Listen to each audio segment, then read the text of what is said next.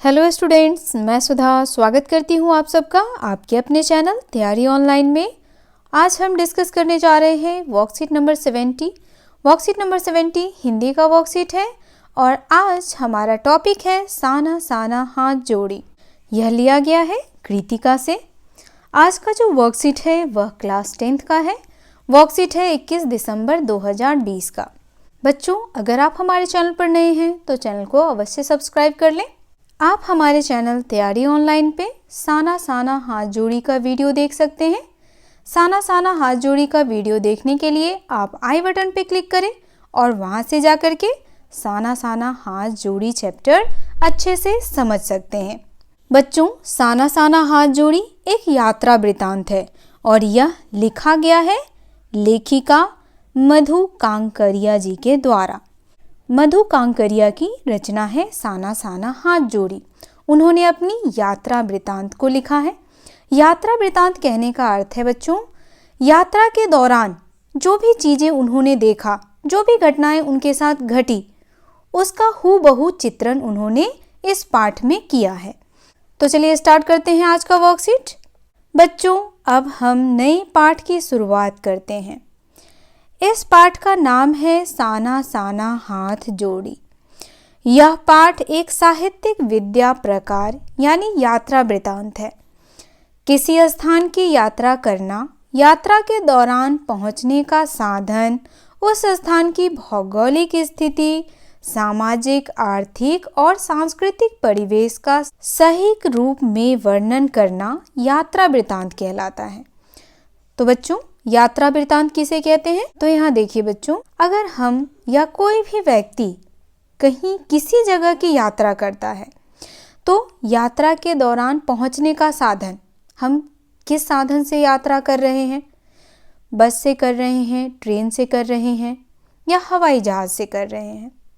उसके बाद जहाँ की हम यात्रा करते हैं उस स्थान का भौगोलिक स्थिति कैसा है, साथ ही सामाजिक, आर्थिक और सांस्कृतिक परिवेश कैसा है, इन सभी चीजों का सजीव चित्रण कहलाता है यात्रा वृतांत। यानी जो भी चीज हम अपनी यात्रा के दौरान देखते हैं उसका हूबहू चित्रण करना कहलाता है यात्रा वृतांत। अब आगे देखिए, आप भी कई स्थानों की यात्रा करते होंगे और वहां की स्थितियों से परिचित होंगे। तो बच्चों, आप लोगों ने भी कई स्थानों की यात्रा की होगी जो बहुत ही रोमांचित होगा। अगर आप उसे लिखें तो वह यात्रा वृतांत कहलाएगा। जब आप अपनी यात्रा का वर्णन करेंगे तो वह कहलाएगा यात्रा वृतांत। इस पाठ में लेखिका मधु कांकरिया ने पूर्वोत्तर भारत के एक सुंदर प्राकृतिक राज्य सिक्किम की यात्रा और वहां की भौगोलिक स्थिति, सामाजिक, आर्थिक और सांस्कृतिक परिवेश का सुंदर वर्णन किया है। हमारी जो लेखिका हैं मधु कांकरिया जी, उन्होंने कहाँ की यात्रा की है? तो उन्होंने सिक्किम की यात्रा की। और आज का जो हमारा पाठ है साना साना हाथ जोड़ी, इसमें उन्होंने सिक्किम का वर्णन किया है। सिक्किम का भौगोलिक स्थिति, सामाजिक, आर्थिक और सांस्कृतिक परिवेश कैसा है, यह उन्होंने हमें अपनी यात्रा वृतांत के दौरान बताया है। आइए अब हम पाठ को जानते हैं। चलिए बच्चों, अब हम पाठ को पढ़ेंगे। मैंने हैरान होकर देखा जैसे उल्टा पड़ा था। तो बच्चों, यहाँ पर क्या मिस है? यहाँ पर देखा के बाद होना चाहिए आसमान। मैंने हैरान होकर देखा आसमान जैसे उल्टा पड़ा था और सारे तारे बिखर कर नीचे टिमटिमा रहे थे। लेखिका कह रही हैं, जब उन्होंने आसमान की तरफ देखा तो उन्हें ऐसा लगा जैसे आसमान उलट गया है और सारे तारे कहाँ बिखर गए हैं? सारे तारे जमीन पर बिखर गए हैं। यानी यहाँ वह सिक्किम की सुंदरता का वर्णन कर रही हैं। आज का जो हमारा साना साना हाथ जोड़ी चैप्टर है, बहुत सारे शब्द इसमें मिस प्रिंट है। तो आप अपनी बुक से हेल्प ले सकते हैं कि कहाँ पे मिस प्रिंट है। तो यहाँ देखिए, दूसरा जो हमारा वाक्य है, ढलान बीपी तराई पर सितारों के गुच्छे रोशनी की एक झालर सी बनी क्या था? अब यहाँ क्या मिसप्रिंट है वह देखिए, दूर ढलान लेती तराई पर। यहाँ क्या होना चाहिए था, दूर ढलान लेती तराई पर सितारों के गुच्छे रोशनियों की एक झालर सी बना रहे थे। क्या कर रहे थे, बना रहे थे। वह रात में जगमगाता गंगटोक शहर का इतिहास और वर्तमान के संधि स्थल पर खड़ा मेहनत कर कर एक ऐसा शहर था जिसका सब कुछ सुंदर था। अब इस वाक्य में भी बहुत सारी गलतियां हैं, वह देखिए कि कहाँ कहाँ क्या गलतियां हैं। वह रात में जगमगाता गैंगटॉक शहर था, यहाँ पे क्या होना चाहिए था, गैंगटॉक शहर था।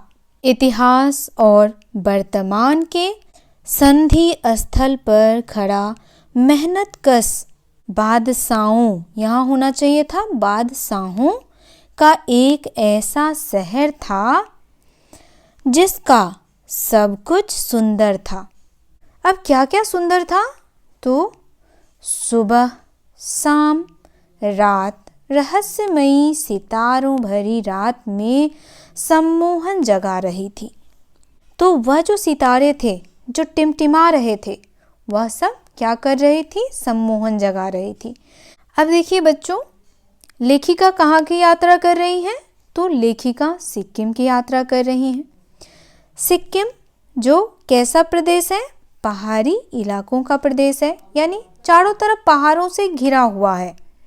तो लेखिका को यहाँ ऐसा लग रहा है जैसे आसमान क्या हो रखा है, धरती पर ही उतर आया है और सारे जो तारे हैं वह धरती पर टिमटिमा रहे हैं और उसे बहुत ही सुंदर और आकर्षक बना रहे हैं। और वह कहती हैं कि वह जिस जगह पे गई थी वह कौन सा जगह था, तो वह था गैंगटॉक शहर, जिसे क्या कहा जाता है, उसे बादशाहों का शहर कहा जाता है, जिसकी सुबह भी बहुत ही सुंदर, रात भी बहुत ही सुंदर होती है।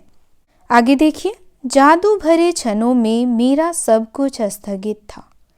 अब यहाँ देखिए, जब लेखिका इन सारी चीज़ों को देख रही थी तो देखते देखते क्या हो गई, स्तब्ध। उनके पास शब्द नहीं थे इस सुंदरता का वर्णन करने के लिए। सब कुछ क्या था, अर्थहीन था। मैं, मेरी चेतना, मेरा आसपास, मेरे भीतर बाहर सिर्फ शून्य था और थी अतीन्द्रियता में डूबी रोशनी की एक जादुई झालर। अब लेखिका वहाँ की सुंदरता को देख करके क्या हो गई, बिल्कुल स्तब्ध। उनकी चेतना कहीं खो गई।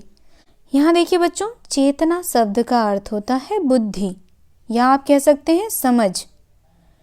जब उन्होंने उस सुंदर दृश्य को देखा तो उनकी समझ बूझ जो थी वो क्या हो गई, बिल्कुल समाप्त सी हो गई। उनके भीतर बाहर सिर्फ शून्य था, यानी वह कुछ भी सोच समझ नहीं पा रही थी। और उनकी चेतना जो थी वह क्यों शून्य पर गई थी, तो वहाँ की खूबसूरती को देख करके। धीरे धीरे एक उदास सा शून्य से फूटने लगा। एक प्रार्थना होठों को छूने लगी। साना साना हाथ जोड़ी, गर्दहू प्रार्थना। धीरे धीरे जो सन्नाटा था वह क्या होने लगा, खत्म होने लगा। यहाँ देखिए, धीरे धीरे एक उदास शून्य से फूटने लगा। तो यहाँ उदास शून्य कहने का अर्थ है एक सन्नाटा जो है वह क्या होने लगा, धीरे धीरे समाप्त होने लगी। और एक प्रार्थना होठों को छूने लगी, यानी एक प्रार्थना हमारी होठों पे आने लगी। वह प्रार्थना थी साना साना हाथ जोड़ी। साना साना हाथ जोड़ी शब्द का अर्थ होता है छोटे छोटे हाथ जोड़कर प्रार्थना कर रही हूँ कि मेरा सारा जीवन अच्छाइयों को समर्पित हो। तो देखिए बच्चों, यहाँ आपको साना साना हाथ जोड़ी शब्द का अर्थ भी दिया गया है। आज सुबह की प्रार्थना के ये बोल मैंने एक नेपाली युवती से सीखे थे। अब देखिए, यह जो प्रार्थना है साना साना हाथ जोड़ी, यह प्रार्थना हमारी लेखिका ने किससे सीखा, तो वहाँ की एक नेपाली युवती से सीखा।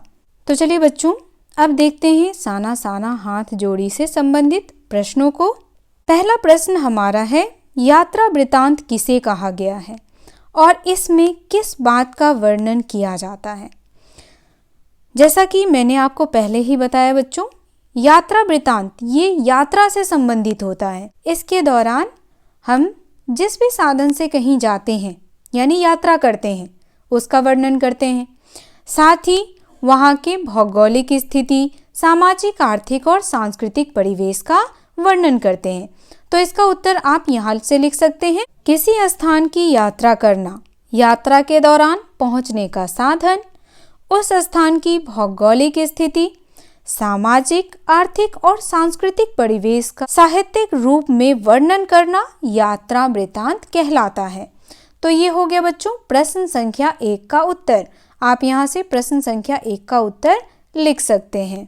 दूसरा प्रश्न हमारा है, लेखिका कहाँ गई थी और वह स्थान भारत में कहाँ स्थित है।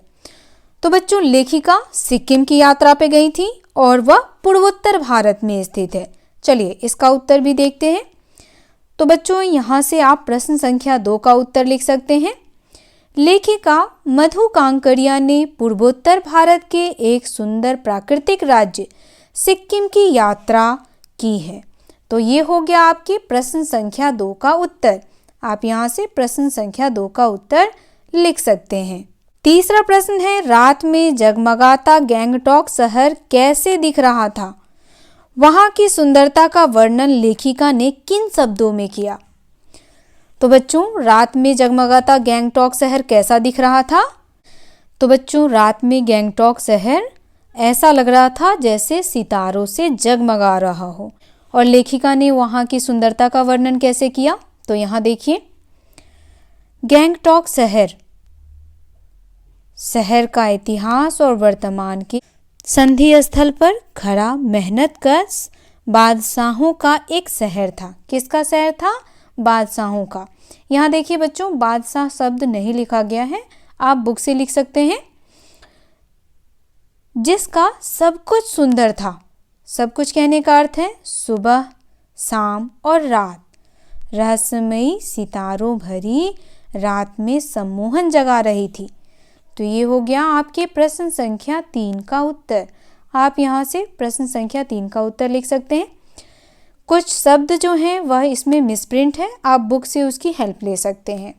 अगला प्रश्न हमारा है, नेपाली लोग क्या प्रार्थना करते हैं और कैसे। तो नेपाली लोग क्या प्रार्थना करते हैं बच्चों।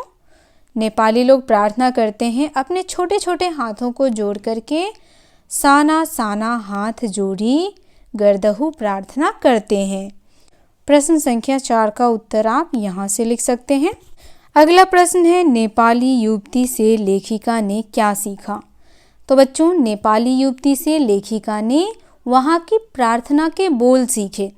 तो देखिए प्रश्न संख्या 5 का उत्तर हो जाएगा, नेपाली युवती से लेखिका ने प्रार्थना के ये बोल सीखे। कौन से बोल। साना साना हाथ जोड़ी। तो बच्चों ये वर्कशीट यहीं समाप्त होता है। वर्कशीट आपको कैसा लगा आप हमें कमेंट करके अवश्य सूचित करें। अगर आप साना साना हाथ जोड़ी का वीडियो देखना चाहते हैं तो तैयारी ऑनलाइन पे आपको इस चैप्टर का वीडियो मिल जाएगा। आप आई बटन में क्लिक करें, आप वहां से ये वीडियो देख सकते हैं और अच्छे से इस यात्रा वृत्तांत को समझ सकते हैं।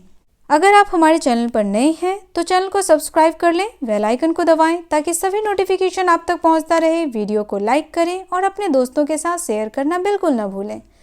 तो मिलते हैं अगले वर्कशीट में। आप सबका धन्यवाद।